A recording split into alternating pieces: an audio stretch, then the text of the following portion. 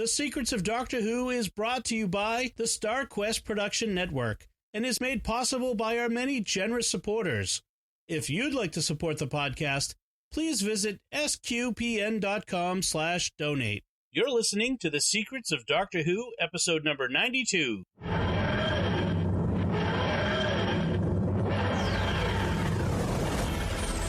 the Doctor.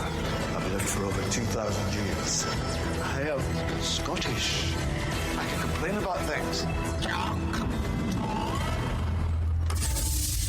Shush. Hi, I'm Don Bettinelli, and you're listening to The Secrets of Doctor Who, where we discuss everything about the hit BBC series Doctor Who. Today we're discussing our much sought-after advice for the new showrunner for Doctor Who, Chris Chibnall. And joining me today I know, I just keep getting texts from the guy. He won't leave us alone. And joining me today on the panel are Jimmy Akin. Hi, Jimmy. Howdy, Dom. And Father Cory Sticha. Hi, Father Cory. How's it going? So I'm sure Chris is not getting any advice from anyone else but us. So he's probably desperate for some. Why would he want it? So before we get into that advice, I just wanted to encourage the listeners to check out, if they haven't yet, our revival of our Secrets of Star Trek series, podcast series that we've got going now that you can download from sqpn.com, featuring, of course, me and Father Cory and Jimmy. We're not just Doctor Who fans; we're also Star Trek fans, and we're digging into the wealth of Star Trek. If there's a show that has nearly as many episodes as Doctor Who available, it's Star Trek. They are in good competition with one another for amount of stuff to talk about. And so I encourage you to go to sqpn.com and check out The Secrets of Star Trek and subscribe to the podcast and get it in your podcast feed reader. So that said, to lay the groundwork, of course, if you're listening to The Secrets of Doctor Who, you know that we're on the verge of receiving this new season of Doctor Who that features probably the biggest change in Doctor Who since the revival of the series in 2005. We have a whole new showrunner, Stephen Moffat, who has headed it for, gosh, I should have looked it up. How many seasons? 7 years? 7 seasons? I think it was 2010. 2010 is when I think he took it over. Okay, I just saw. Yeah, so it hasn't quite 7 seasons, but 7 years. But for quite a long time. And and now we also have a new Doctor, and for the first time, as you know, you're quite well aware, the Doctor is now played by a woman, Jodie Whittaker, and lots of things.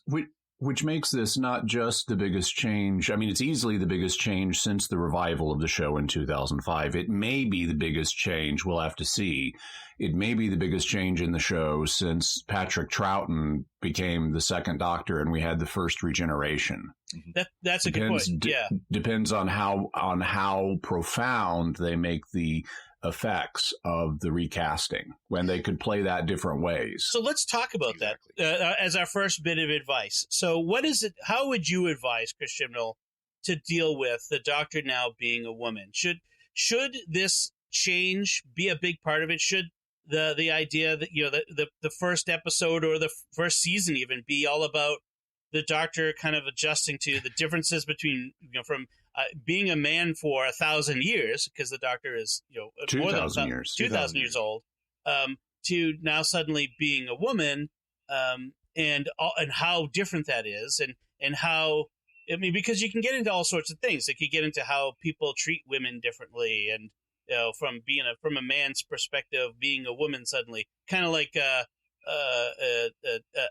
modern version of Tootsie, if you're old enough to remember that old. Was it Dustin Hoffman? Dustin Hoffman. Yeah, Dustin Hoffman movie from ages ago, long before most of you were born. And should it be that, or should it be sort of oh, brilliant, I'm a woman. Now let's go on to have some adventures and totally ignore it, or something in between. I mean, what do you think, Father Cory? I'll let you start. Because I know Jimmy has some opinions on this. Oh, yeah. Yeah. Well, kind of, backtracking a little bit, when we were talking about Bill, one of my biggest complaints is it felt like every other episode was, "Hi, I'm Bill and I'm gay." Right. That's how she introduced herself, or how the topic came around. It felt very forced. And I guess my advice is avoid that. Yes, they're going to deal with issues of how women were treated in the past. And my thought was, don't ridicule the past for their standards. That's hypocritical, first of all, because we expect that everybody forever will hold us to our standards now. But back then, they have to follow our standards. But I think it's good storytelling if they can work around that, where instead of ridiculing it, that the doctor can almost kind of show them up by working around it. It just shows that they're better writers than just doing that. Well, look at these backwards Victorians, look at these backwards Romans, look at these backwards whatever. They're not as progressive and enlightened as we are today. And that's just turns people off. I mean, that they're not, it's not good storytelling in my opinion. We kind of saw that a little bit, the bad version of it that you're talking about in last season, Under the Ice, I think it was. Again, when they were in, what was it? Either, I think, pre-Victorian England, but right. Might have been Regency England. But sort of the attitude toward Bill as a black woman, right, was and still the doctor punched out the guy who was being so, and it sort of, I mean, he was the villain, of course, so he deserved to be punched in the nose. But it was sort of turning up their nose at the whole era for its its attitudes, and then we saw a little bit of that with the last Christmas special, where the first Doctor kind of, it kept coming up, his attitude toward women, which was exaggerated, that he didn't really have that attitude towards women when William Hartnell was on the air. Exactly. No, and that's the kind of thing I'm afraid they're going to do. One example of a show that has gone the extreme is Legends of Tomorrow. I like that some of the DC series, superhero series, Arrow and Flash, and I tried to watch Legends of Tomorrow, but I don't think it even got through the first half of the first season. Yeah. And I just shut it off because it seemed like every episode she was flaunting the standards of the time, seducing these women, she's homosexual. And every episode there was some allusion to that. Yeah, there was a couple episodes, I think I remember watching and I gave up for the same reason. They were set in the 50s, I think it was. Yeah, and there was one in particular that was set in the 50s that was like that, where she seduced a nurse. This nurse was repressed. I've never seen this show, so who is she? So, sorry, I forgot to mention her name. Her name is Sarah. She's the White Canary. White Canary. Yeah. Oh, okay. So there's a white canary now in addition to a black canary. Yep. She used to be the black canary, okay, but then she died and came back. Oh, well, as Black Canary, she was clearly heterosexual. She and Oliver Queen were like a thing forever. Yeah, and in the TV series they were too. Opposite. Yeah. She's gone the exact opposite now. Yeah, and so how to put it? Yeah, so they made a big deal in Legends of Tomorrow, a big deal about how we're going against these backward attitudes of the past, which we're insinuating are still backward attitudes of the present. So we hope. So your hope there is, or your advice there is, don't make combating historical attitudes toward women a major focus of this doctor's personality or their time here. Correct. How about you, Jimmy? I've said previously on this show that they have a kind of difficult situation to navigate, because there are all kinds of social justice warriors today who want her to come out as, I am woman doctor, hear me roar. Mm-hmm. And if they do that, they're going to alienate all kinds of fans. There's already been complaints the show is too political, that it's gotten more political in recent years, and that's not what the audience is here for. This is a children's, it's predominantly oriented towards children. It at least needs to be accessible to children, and it's an adventure show, and it's escapism. It's not meant to get into politics in this heavy way. And so if they throw red meat to that group, they're going to alienate a lot of their fans, and they're going to have ratings problems. What they really need to do is a Patrick Troughton. The thing about Patrick Troughton, and it's the reason he's my favorite Doctor, is he came in at the tail end of stern old William Hartnell and was charming. He didn't come across as arrogant. I mean, sure, he had his moments and of being stern or whatever, but he didn't come across as arrogant. He came across as humble. He had this Columbo thing going where before Columbo, where he would get people to underestimate him. And he was just a delight, and he was incredibly likable. And after all of the attack eyebrows, Peter Capaldi era with his arrogance, they need Jodie Whittaker to come in and just be fun. They need her to just not make a big deal of the gender, just come in, be fun for everybody, somebody everybody can like. In terms of dealing with historical stuff, I know they're going to do that. They've even mentioned that at a panel at Comic-Con, that there will be some encountering attitudes like that. How they deal with them will be interesting to me. I can imagine a number of different ways of dealing with them that in and of themselves would be fine.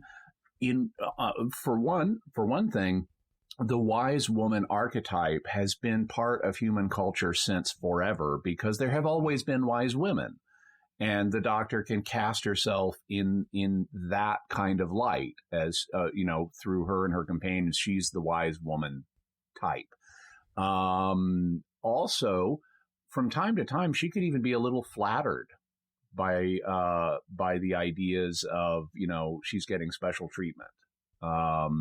She could even do a kind of Columbo with that and use attitudes towards women in the past as a way of getting people to underestimate her, that she can then use to her advantage. All of those, would be conceivable. But what we need to avoid is a diet. And I don't mind an occasional, someone just said something because I'm a woman, I'm going to roll my eyes at that. But what we don't need is just running down other historical periods. If your attitude about social mores is so hair trigger that you're going to be looking down your nose at everything that's not the way you were raised or not the way you prefer things at another time, then you shouldn't be a time traveler. Being a time traveler implies a certain kind of non-judgmentalism and broad-mindedness towards people who have different mores than you. And that's something I think people who are writing shows today where they do that, where they look down all those ignorant people in the past, we're going to be the ignorant people in the past someday. Yeah. There are things that they hold dear, I mean, there are going to be examples of stuff that they're promoting today that 100 years from now is like, those idiots at the turn of the 21st century, they know 5 nothing. years from now. Yeah. Things are so hair trigger now. 5 years from now, there are going to be things that are that is so 2018. That's totally taboo. Their kids are going to roll their eyes at them. So trust me. Yeah, it's coming. exactly. Well, and so one of the things, sorry, go ahead. No, go ahead. Well, I was going to say that one of the things Chris Chibnall said at Comic-Con was that the Doctor being a woman isn't a big deal in the first episode. It sort of gets acknowledged. But the fact is the bigger problem is, as we saw at the very end of the Christmas special and the regeneration, is her bigger problem is she's fallen out of a TARDIS and is plummeting to the earth. Yeah. And really, in fact, we even saw in a leak that came out of the BBC. It's apparently set sometime after she's landed on Earth and she's meeting her first two companions for the first time, and she hasn't even noticed she's a woman yet. Right. Yeah. Why do you keep calling me ma'am? Yeah. Yeah, exactly. So, and that's somewhat encouraging. And then he went on to say, I think, like we've been suggesting, that while it does come up, in historical time periods, as it always has, frankly, historical attitudes toward women and to men, even to the Doctor. Sometimes that's been the case, right into Classic Who. So it's not a big deal, and so that is encouraging. So congratulations, Chris Chibnall, for taking our advice on that.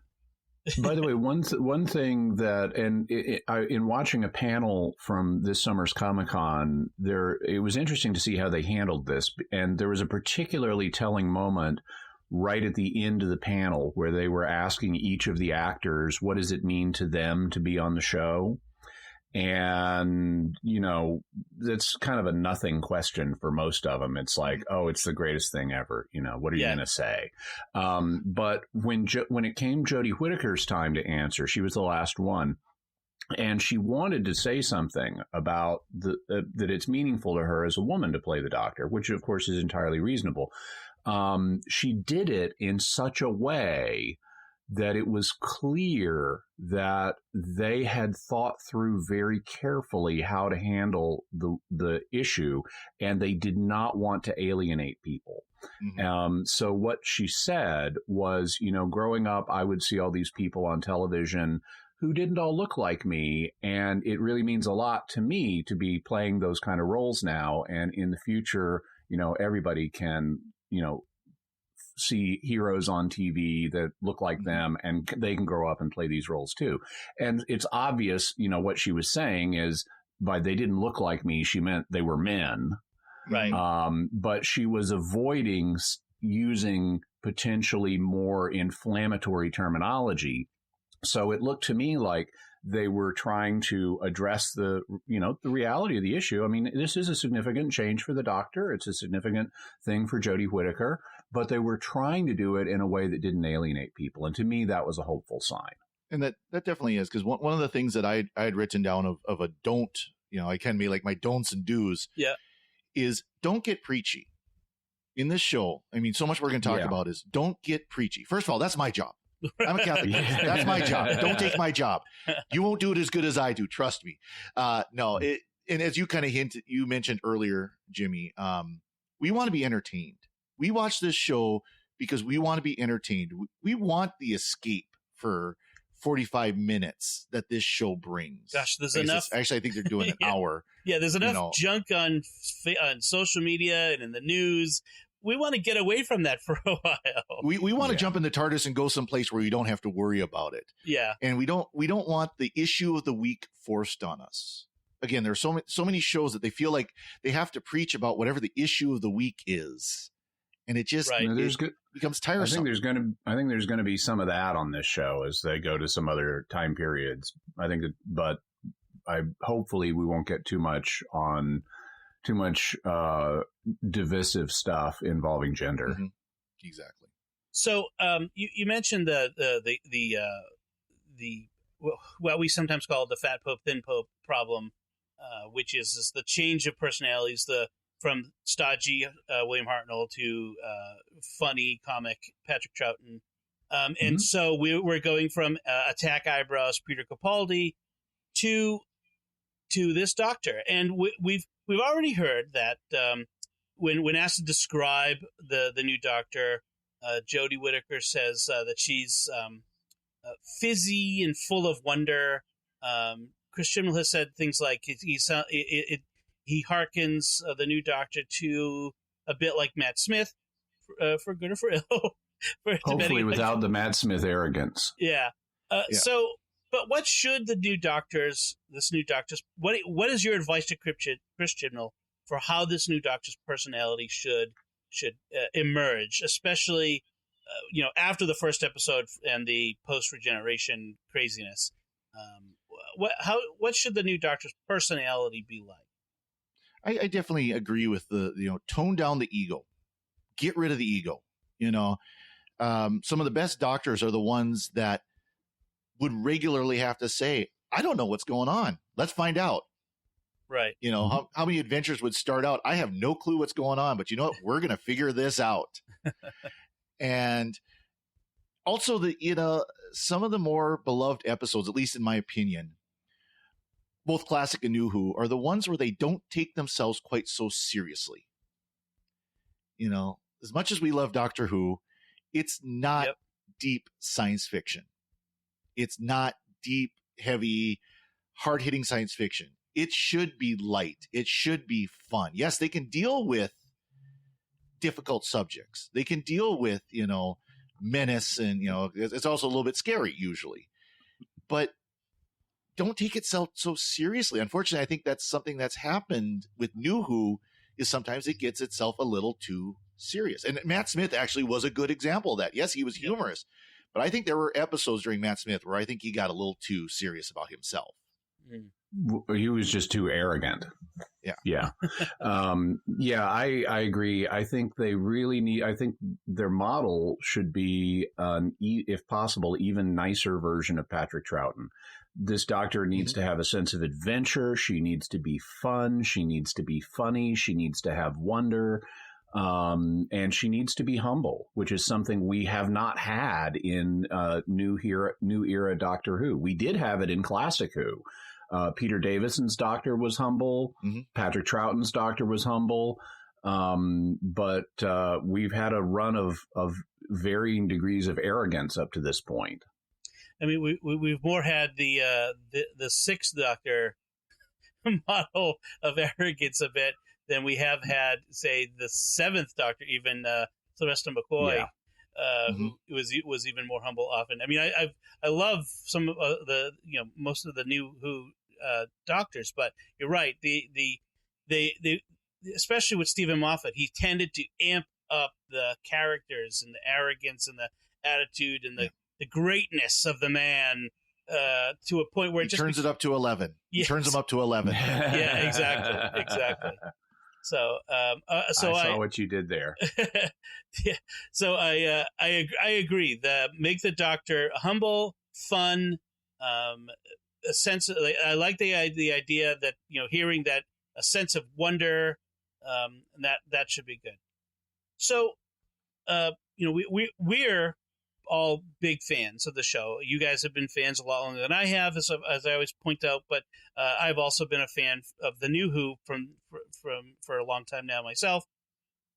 But they've talked about this is a good entry point for new fans. They're really serious about kind of putting a marker here and saying if you're new to Doctor Who, if you're curious about this new female Doctor and what that's all about, this is going to be a good entry point for new fans.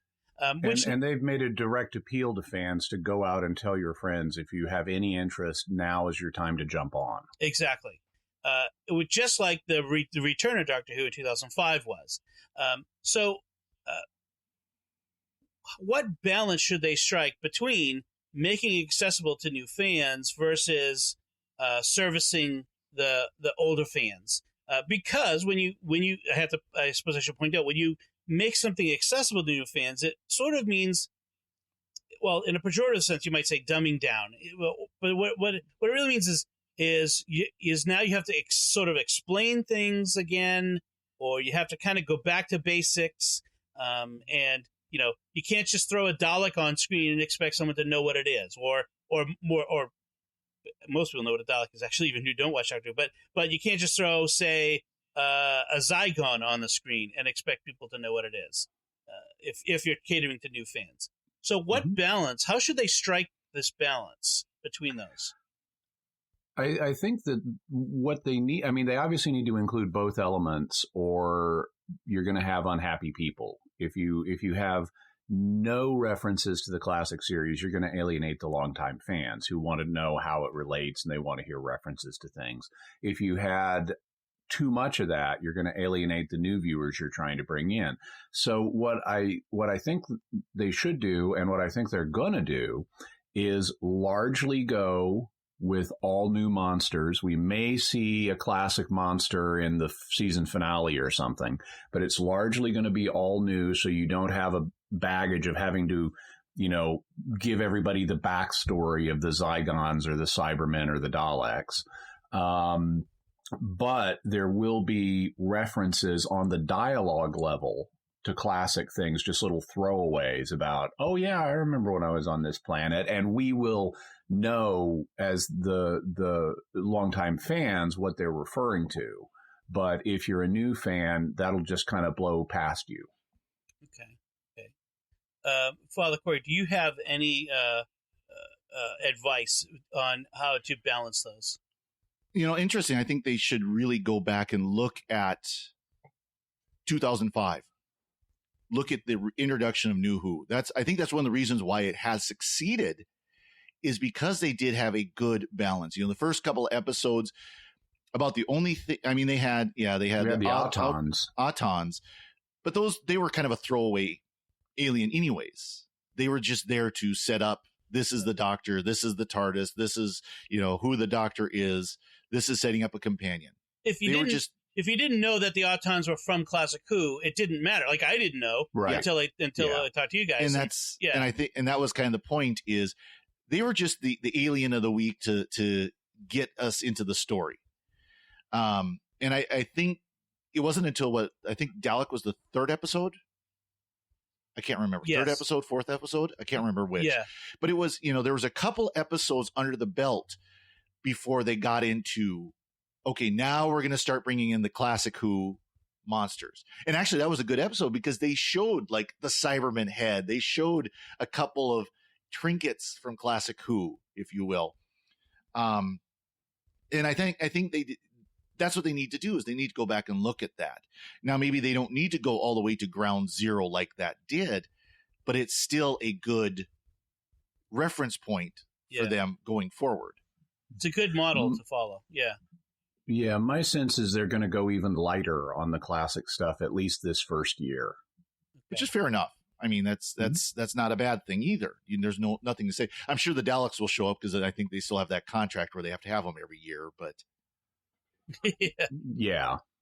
Well, that actually was going to be the next thing I was going to bring up is what villains that from New Who should we see? So any villains or monsters that began in New Who, and then what reimagined monsters from Classic Who that showed up in New Who, like Daleks and Cybermen and Zygons and Silurians, and then maybe what monsters from Classic Who that we haven't seen yet do you want to see?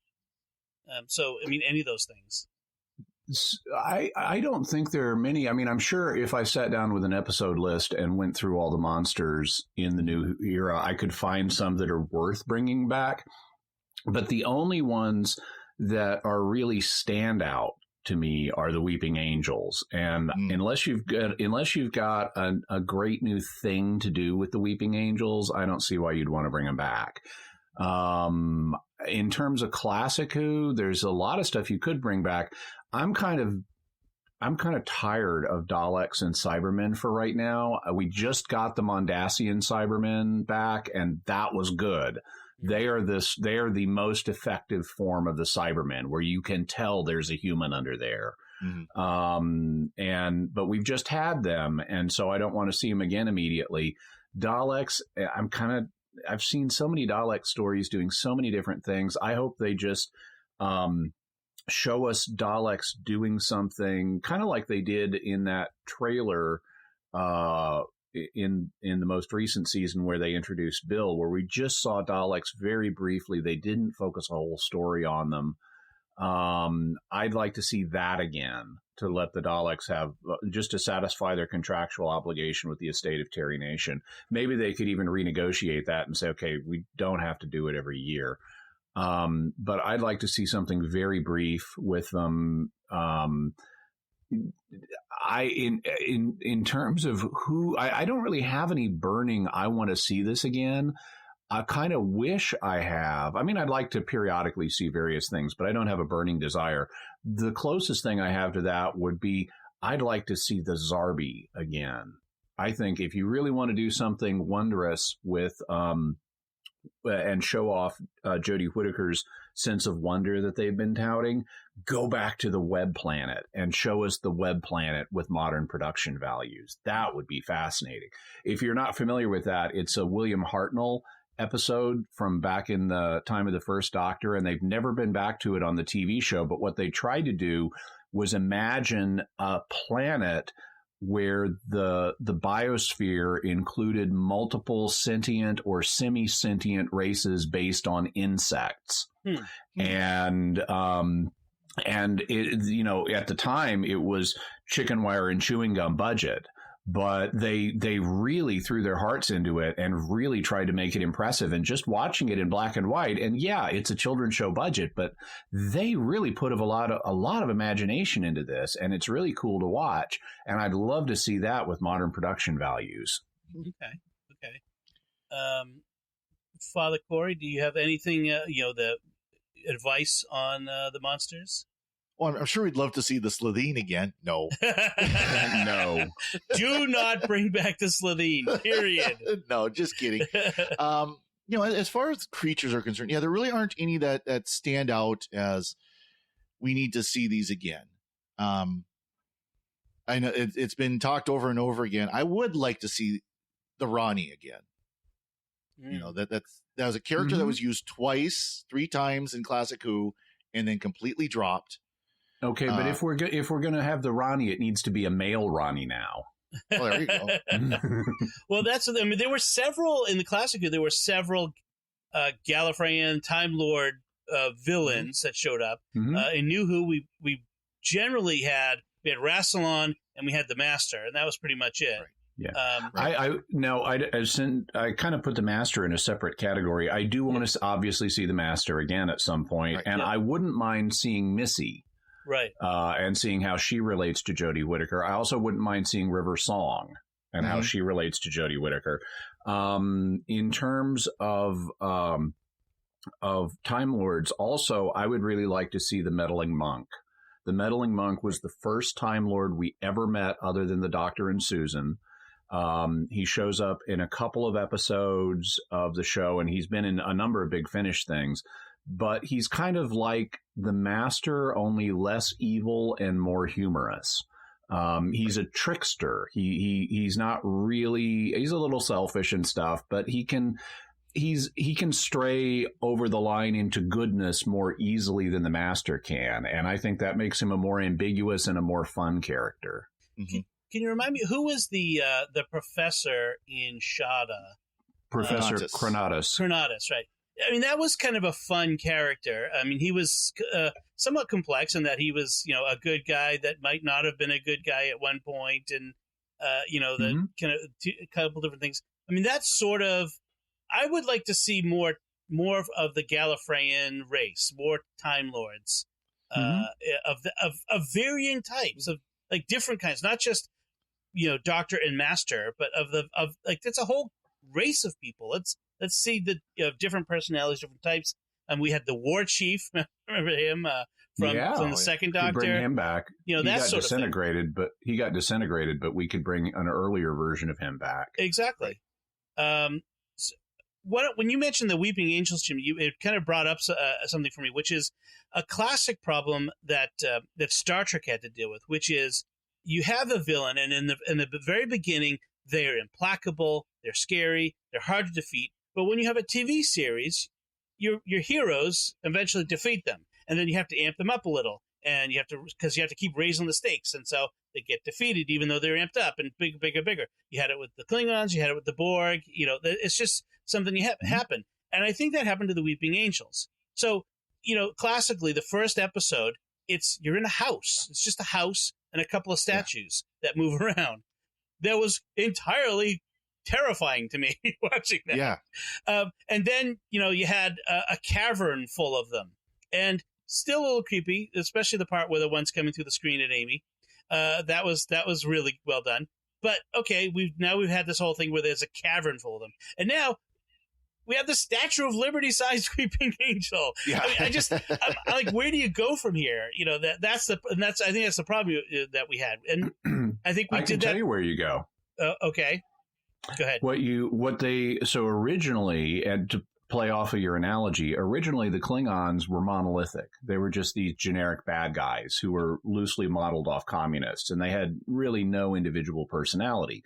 Well, what you do over time is when you have this concept for a villain, you want to keep bringing them back. You can't just keep raising the stakes. You give them personalities. You give them different motives and competing factions and things like that. Thus, when Next Gen happened, we suddenly have this much more complex set of Klingons with individual personalities. Worf is totally different than Gowron, for example, and Martok, and Martok and everybody. And so you even see that progression with the Borg, introducing Hugh and the Borg Queen and Seven of Nine. Mm-hmm. And you want to bring the Weeping Angels back and you don't want bigger than Statue of Liberty, you go small again and you give them personalities, which they started to do when they took over one of those soldiers at the crash of the Byzantium, and he had a little bit of personality left. Mm-hmm. He was all on their side, but he still had some personality, and he was very creepy. But you could have a Weeping Angel who's like the reluctant vampire that needs to do certain things to survive, but doesn't like what they're having to do, and they've got an internal conflict with it. I might argue that while it worked for the Klingons, I think it did in the Borg, and the Borg are more like the Weeping Angels. Only in that, for me, what's creepy about both the Borg and the Weeping Angels is the dehumanized nature. They're almost a force of nature as opposed to persons, and I wonder if doing that would change the Weeping Angels too much and remove some of what made them most scary. We're almost getting into our advice about Weeping Angels, but that's how you do it. Yeah, if you want to do it, that's how you do it. So I wanted to bring up another question that sort of should a practice that whether Chris Chibnall should continue, which is in New Who we've had this sort of practice of season-long overarching story arcs. Which started with the Ninth Doctor and Bad Wolf, and we kind of continued that a little bit with Russell T Davies era, but Stephen Moffat took it and ran with it, where we had these season-long story arcs, the Impossible Astronaut one, and various ones like that. Is this something Chris Chibnall should continue to do? Is this necessary to New Who and to modern TV storytelling? Should we have they continue these season-long story arcs? Yes or no? So the way these story arcs work is they're sort of arc light. This isn't really serialized storytelling in that each story does not pick up exactly where the other one left off. These are leitmotifs that are threaded throughout the episodes, and you may not even notice them at first, like Bad Wolf. I mean, the mere fact that Bad Wolf appears in all of these first season episodes isn't even something the characters notice until way late in the series, and then it suddenly becomes important. Cracks in time, same thing. We see these cracks in time, but they don't play much of a role in the story. Sometimes we see them and the characters don't. And then it ends up paying off in the end. So these are kind of like breadcrumbs that lead you to the gingerbread house where the Wicked Witch lives. And it's really a kind of season arc light storytelling. It's not an intense arc where the whole series is devoted to one plot like Broadchurch is. And they're okay. Personally, I would tend, and if they may not do it this season, but personally, I would go even stronger. I would have we've done the breadcrumbs to the gingerbread house model. I'd like to see more traditional. We've only got 10 episodes. Let's make it one big story. Yeah, that's sort of the modern way of telling a story. And a lot of TV series, especially in the era of streaming with Netflix and Amazon Prime and Hulu, where it's one long story. So, for example, The Expanse TV series, it tells a season-long story. I mean, that's just it seems to be common. It doesn't seem like they're about to do that in this. No, it doesn't seem like it, but it's something that I would like to see them do in the future. Okay. And they've done it before. I mean, back in Classic Who, we had the equivalent of a season. It was like 12 episodes that was all one story. It was the Daleks the Daleks master plan. Right. And we've seen similar things. Yeah, like the War Games, which was 10 episodes in one season. Back when the seasons were much longer. Well, then you had the Key to Time series where it was what 3, 4, no, it was 6 serials, but it was all one story of finding this key to time. Yeah, that was sort of a MacGuffin hunt model where each serial you have to find a new chunk, but it did have it was sort of more united than the breadcrumbs, but less united than here's just one consistent story. See, I guess I'm kind of a yes and no of doing the story arc. I like I guess I kind of like the way it is done now, where the story, there is this overarching arc throughout the season, but not every story has to advance that arc, you know. Of course, what they usually do, though, like you mentioned, Jimmy, is they'll tag on a little bit at the end of an episode that kind of hints to it, or something from the story arc will show up in the episode, and it'll be kind of a blink of the eye, and it's gone. And I guess I kind of like that way of doing it, because then it allows for the independent stories. It allows for the stories that are just completely standalone and kind of more fun, you know, versus, we got to make sure we advance our story arc. We advance the story as we go along. Now, that being said, I almost would like to see Doctor Who get more to the serialized format again, like it was in Classic Who, but having both serial and, you know, some balance between the two of them. And I don't know how you would do that. I mean, again, with the restrictions on TV programming and so on, but there's something about serial format. Mm-hmm. I don't think you have to commit to one or the other. I think you can do different things in different seasons. I'm just saying I'd like to see a season where it is one big story, just to do that for a change. Because we've had, ever since New Who came back, we've had this model of it's almost all standalones, almost all single parters, and just breadcrumbs connecting them. Yeah, although there was, 2 seasons ago where there was a 2-parter season. Yeah, almost every episode was 2 parters. Well, I'd like to. They talked about in the Comic-Con trailer. They talked about new monsters, but new time periods and new places, new worlds that they were going to visit. Mm-hmm. And I was thinking about what new time periods do I want to see the Doctor travel to. And actually, one I'd really like to see the Doctor go to is one we've actually seen and talked about recently, which is I'd love to see them do things like go back to the Aztecs. You know, to go to some of these time periods because the time traveling Doctor has sort of in New Who has sort of been confined to, you know, when time traveling on Earth has either been, we've been to ancient Rome once, I think just once, but otherwise mostly the Middle Ages or Regency, Victorian, Edwardian England, sort of like the 19th and 20th century England, and that's kind of it. I'd like to see them go to the Aztecs. We've been to America a few times. We went to 19th century America in a town called Mercy. Was there? And New York in the 30s, and Washington in the 1960s, and Utah in the 1960s, and so forth. Right. Yeah. So I'd like to see some variation on that. How about Ming Dynasty China, or to, you know, well, the pyramids have come to us, but you know but you know what I mean. I want to see, so because time travel on Earth is a big essential element of Doctor Who. I mean, that was originally part of the original charter for the show. What new time periods and places would you advise Chris Chibnall to visit?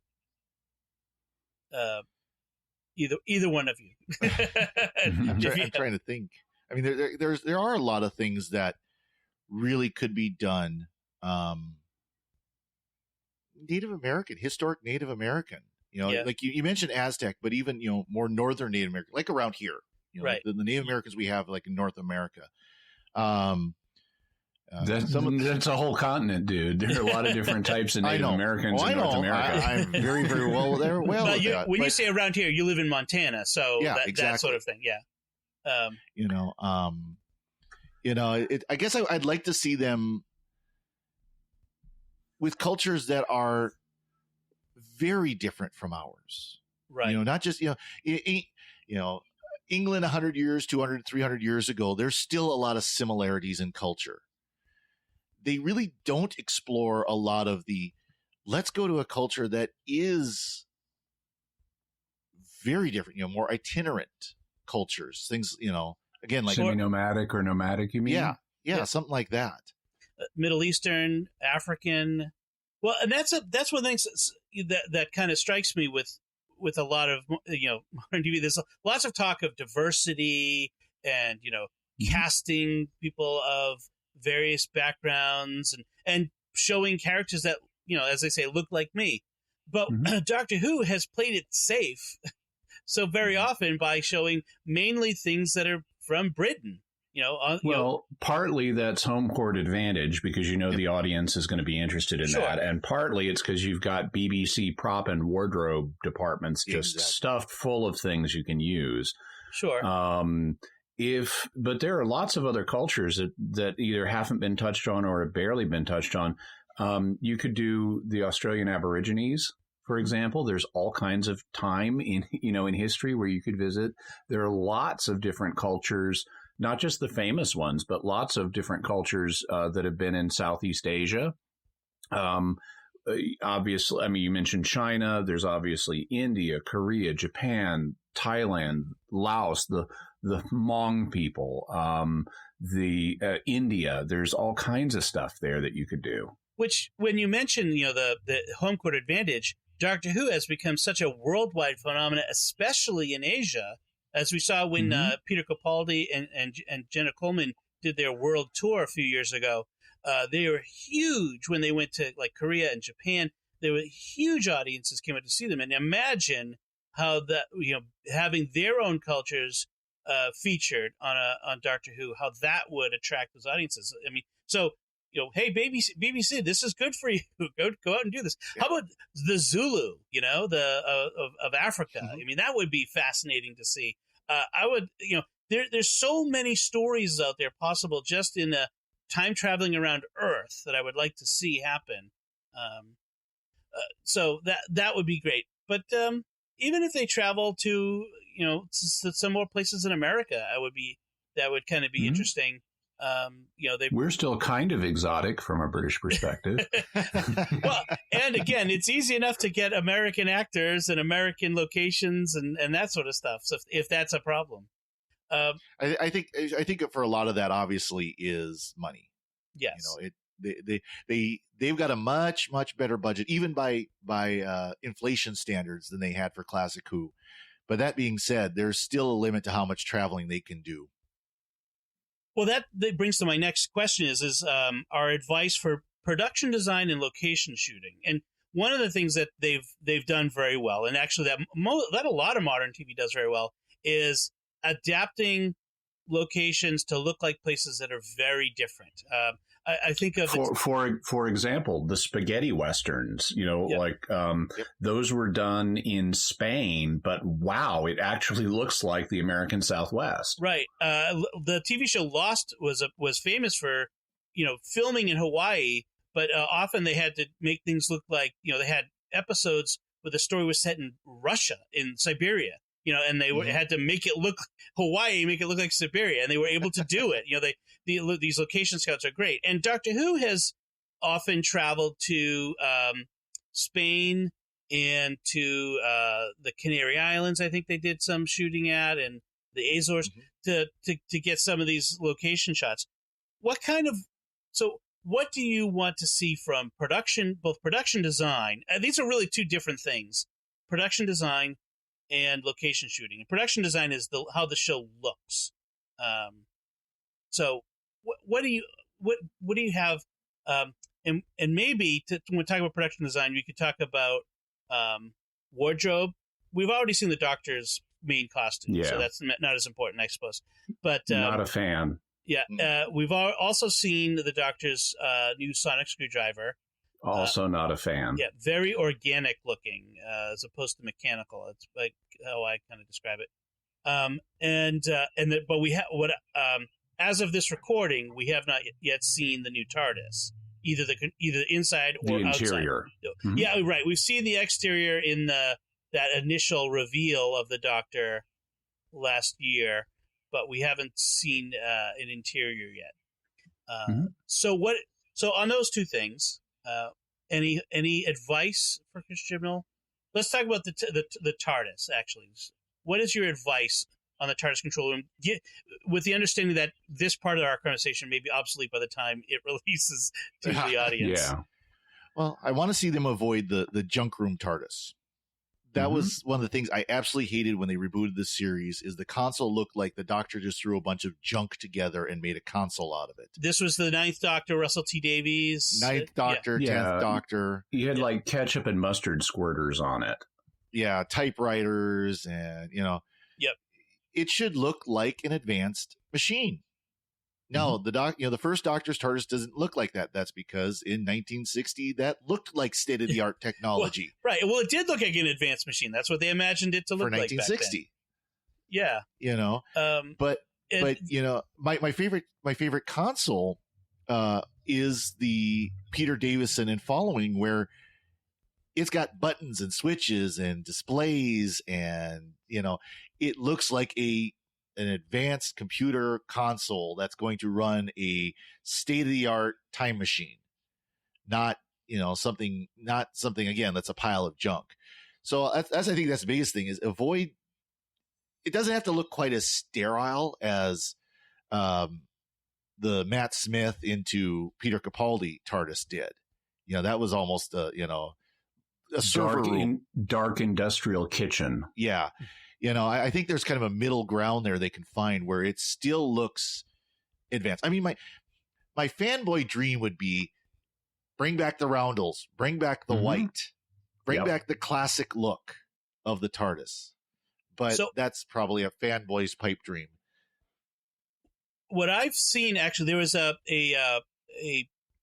BBC, again, after Comic-Con, released this image of the Doctor, the universe is calling, and it shows the Doctor just holding her sonic screwdriver. But behind her, you actually see, there's a bunch of stuff obscuring, but you see actually roundels behind her, which is very interesting. Awesome. Yeah, so that's a possibility. I agree with Father Cory. I think that I haven't liked any of the new era Who TARDIS interiors. I thought they've all been bad. Starting with Christopher Eccleston's, and I think they've gotten worse. I didn't like the big coral, but then the dark stuff that you've had in recent seasons, where you can't hardly see anything in Matt Smith and Peter Capaldi seasons, I haven't liked. What about the 1960s lava lamp look? The first Matt Smith era. Yeah, I haven't liked any of them, as I said. I would like to go back to some variation of the original classic TARDIS with roundels. I think that would also be a good thing for them to do, to signal continuity with the show. We're making some big changes, so here are a few changes that are throwbacks as a way to signal we're still the same show. That I think would be good. Also, I want to see light in the TARDIS again. It's been murky for so long, whether it's orange murky or blue murky, but it's been murky. And let's have some light, and it'll be a breath of fresh air, like when you throw open the windows in the morning. I think that comes from the Eighth Doctor, because that was the first time they really had this more modern, dark interior TARDIS. Yes. But that was more of a Victorian style sitting room. Yeah. Than it was the way it is now. The older, the classic TARDIS control room was intimate, shall we say. It was smaller. Yeah. The modern tendency has been to cavernous, big, cathedral-like. Do you have a preference? Do you prefer it to be smaller or larger? So with the modern larger ones, as they've made it larger, they've still kept the central focus of the space very intimate.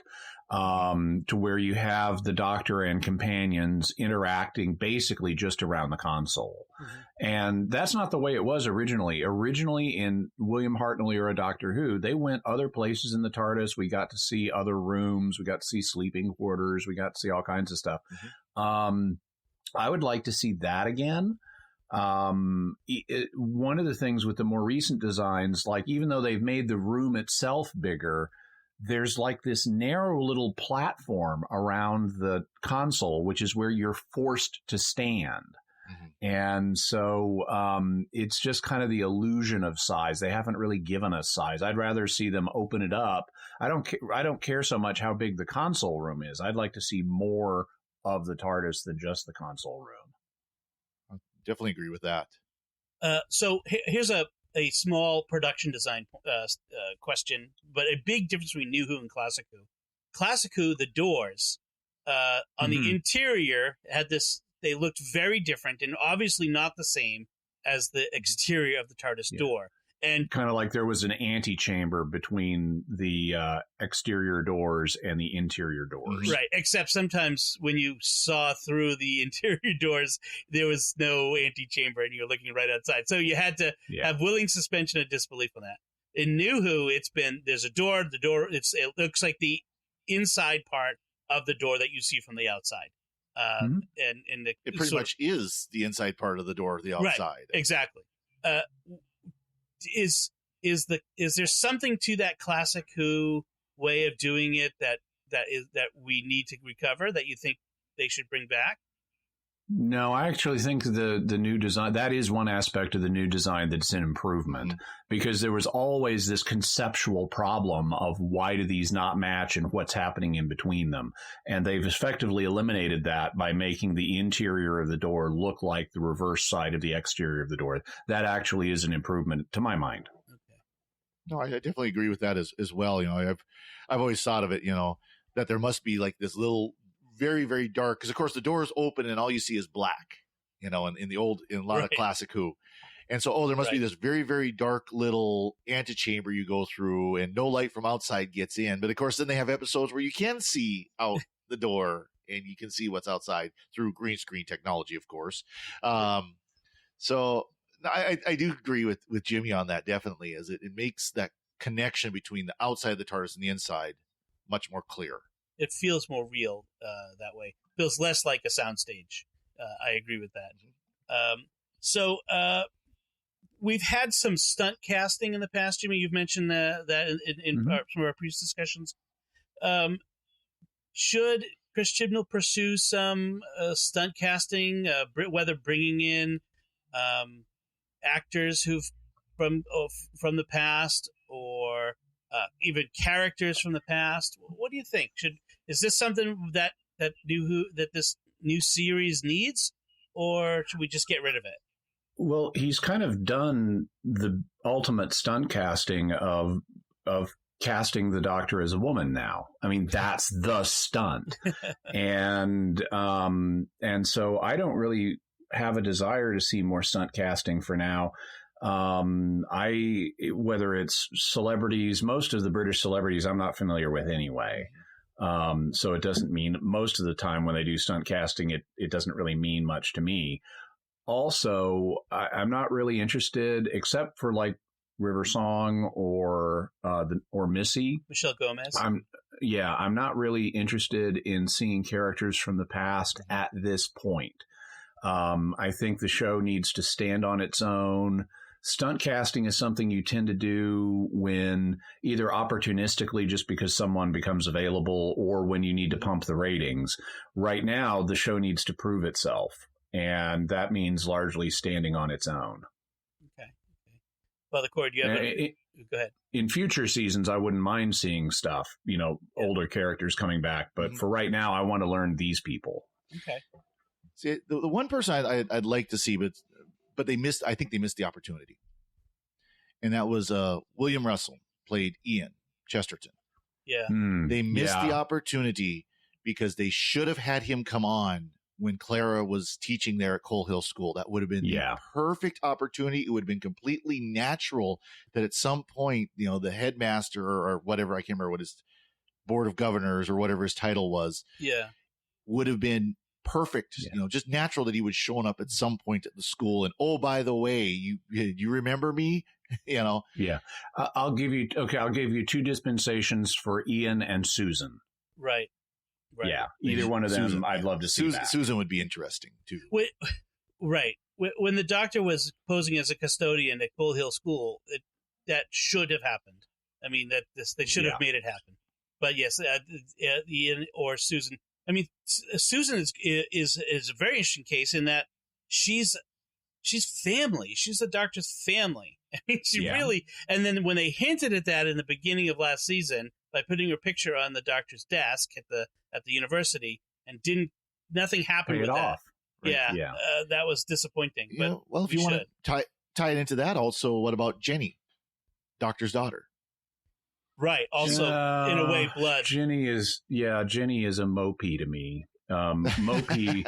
Mopey was a character in DC Comics that they introduced at one point to explain the origin of the Flash.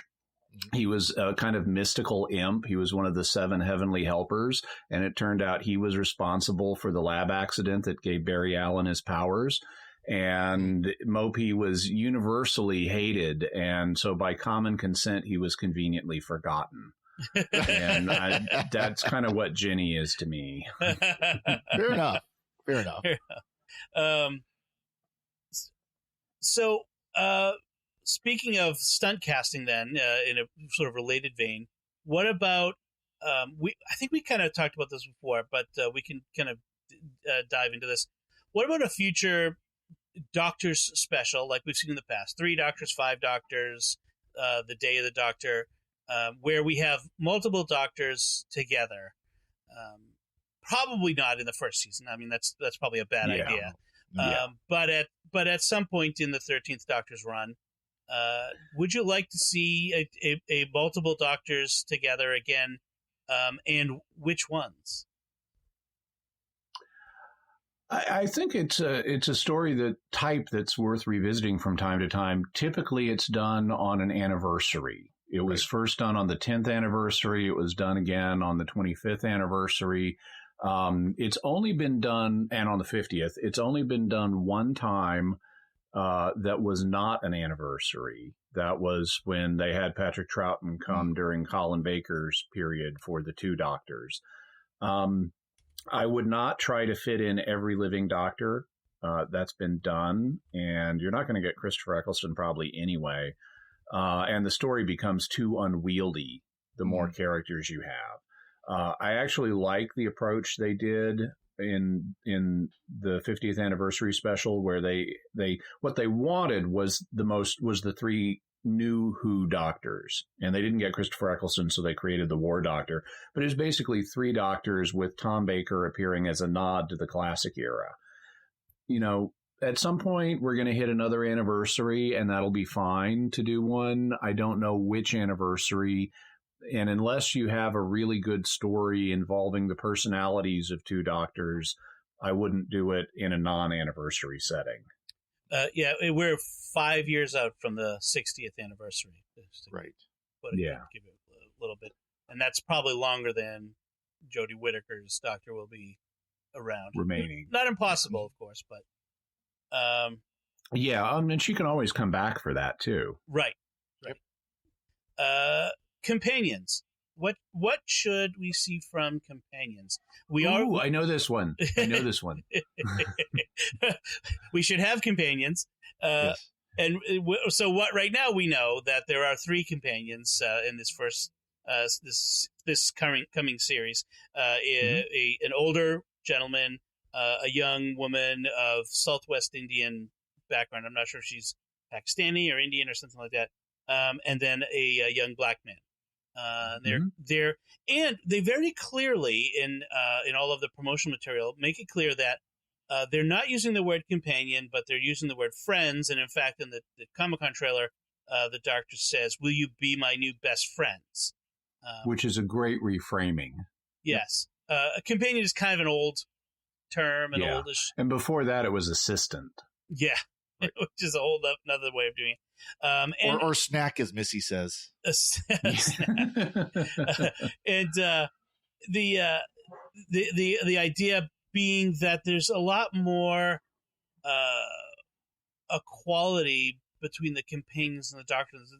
It's not so much I'm the commander and you're my followers, but more of we're traveling together as a group, and I just happen to know more and have more skills in some areas than you. So what is it you want to see in the new companions for that? Maybe a contrast or a continuation? Well, I'm going to say this: the one of the first things for me is keep the companions on the TARDIS. What do you mean? Like keep them longer with the Doctor over a period of time? You know, this idea where, like Claire, where she was on the TARDIS long enough for an adventure and then went back home. And got on and went back home and got on and went. You want resident companions. Yeah. You know, I mean, again, Classic Who, that was pretty much the standard. You had a couple, you know, it's one thing like with Rose where they would go back to, you know, visit Jackie and Mickey and all that. Okay, that's fine. But this idea of they're never really they're on and off, on and off, on and off, on and off. I thought got a little tiresome personally. Mm-hmm. Right, that they were living their own lives in between adventures on the TARDIS. And again, this goes to the idea of, you know, the continuous story. It's harder to do when the Doctor's constantly dropping him off at home and then has to go pick him up to continue the story. Yeah. The second, that's something that has been done recently, and so we've seen that model. So yeah, I agree. Going back to the resident companion model would be a good thing. Yeah. So, I mean, that's the first thing I've got. Second one is we don't need Doctor is my girlfriend. Yes. We don't need some kind of love triangle with the Doctor and companions. We don't need one of the companions getting into a relationship with the Doctor. I think they've signaled by the companions they've chosen they're not going to go that way, which I think is good. Right. Yeah. The one older male is so much older that it's almost a father figure. The other two are much younger than she is, and that I think that makes a clear signal. And that maybe that's another aspect of our advice that Chris Chibnall, which maybe he's already following, is avoid the romantic element between the Doctor and companions, etc. It would have been totally uninteresting if so you've got this dynamic when you flip the gender, you have this dynamic change with respect to the companions. One approach would be to say, okay, now that we have a woman Doctor, we need a male companion. But if you've got only one male companion, it just feels cliche and uninteresting. If you have only one companion and it's female, a younger female, then that feels weird too. And so I think they've made the correct choice by having multiple companions of different ages, none of whom are likely romantic interests for the Doctor. I think that's a good dynamic. Obviously, it's the dynamic we started with the very first companions with Ian, Barbara, and Susan. And so I think that's a good move. I am a little concerned about how this is going to play out because I've heard they're going to be going to civil rights era periods and stuff like that, and that has the potential to, given the racial makeup of the cast, that has the potential to get heavy on race politics, which is not what I'm here for. Right. So I'm a little concerned about that. I'm glad that they broke with the model of 20th century young British woman, 21st century young British woman. I would break with it even more. I would like to see companions in the next go round from other time periods or planets. I agree. But at least we don't have, here's our latest 21st century young British woman as the companion. Right. We just have one of them, but you're right. Yeah. I agree. I'd like to see companions like along the Jamie model of, an 18th century Scotsman or Nyssa from a whole other culture and planet. Exactly. Not Adric. Or Zoe from the future. Not Adric. We've had enough traders. But I agree. They got into a rut.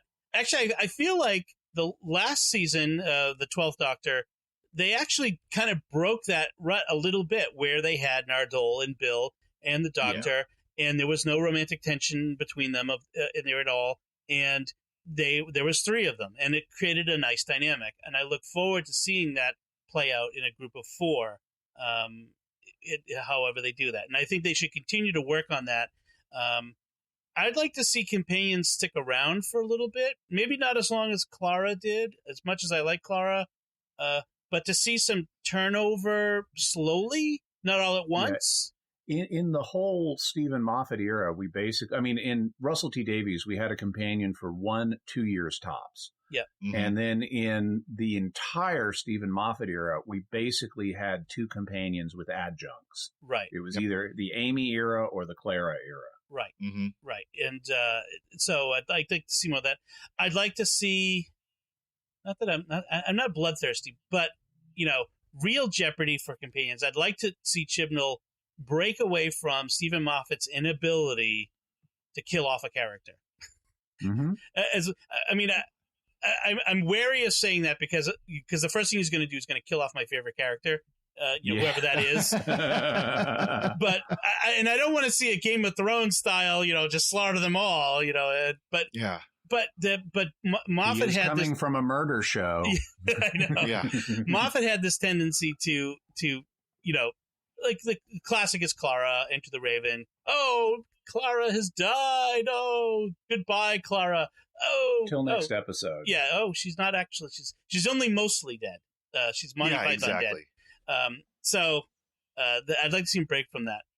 Which brings me to the next my next question, and then we can kind of anything else you want to add do's and don'ts.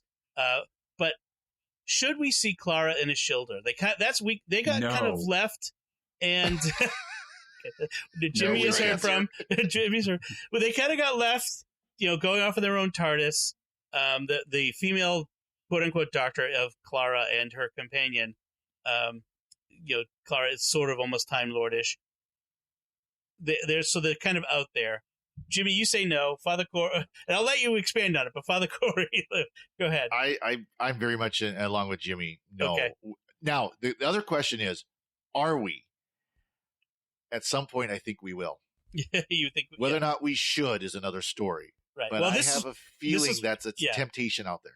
Yeah, this is our advice. So your advice is no. As much as I had relished the possibilities of that story, of the kind of story you could tell, I think I agree. I think we need to make that break and move on from those. I think Ishildr was never an interesting character. I mean, she may mean something to you if you're a Game of Thrones fan. I have never seen that show, so she doesn't mean anything to me, and she was not an interesting character on Doctor Who. Clara, I'm done with. I liked aspects of her time, but I'm done with Clara.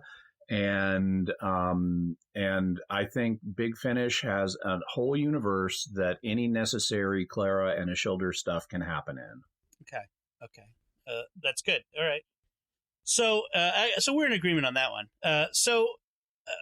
Any last bits of advice you want to share that you've written down, both do's and don'ts? Things that make it good and don't make it bad. Don't screw it up, Chibnall. Yeah. Father Cory? One thing I thought about, we've talked about this a lot, is how many stories were the entire known universe and every bit of the universe that has ever existed and every bit of the universe that will ever exist is going to explode instantly if I don't do this. Yeah. Get rid of that. Smaller Simplify story. the scope of the stories. You can turn it down to one. You can make very entertaining, suspenseful stories that involves one family, that involves a small town, that involves a certain group of people. Or a person. We don't need to know that the whole of the universe is going to end forever. And billions and trillions and gazillions of people are going to die if the Doctor doesn't do this one little thing. Yeah. Yes, half the universe will die at the snap of a finger. The reframing of the companions as best friends is potentially a good sign in that regard, because if your friends are under threat, that gives you all the drama you need. Mm-hmm. Right. There was what was it? The 12th Doctor talked about. He had a duty of care, I think he said, and that's actually because it meant he had a responsibility for the people who travel with him, and that's actually a good thing. I mean, they should have played that more. That idea of to take care of the people in front of you and make the stories smaller. Again, there were some great stories in the Moffat era that were small stories, like Listen, where it was just basically almost just the Doctor alone in the TARDIS, or was he? And that sort of thing. Those are great stories. So I agree with you on that one. Make the stories smaller. Anything else? That's all I got. Okay. Jimmy, you're any I'm more? on record as pro goodness and anti badness.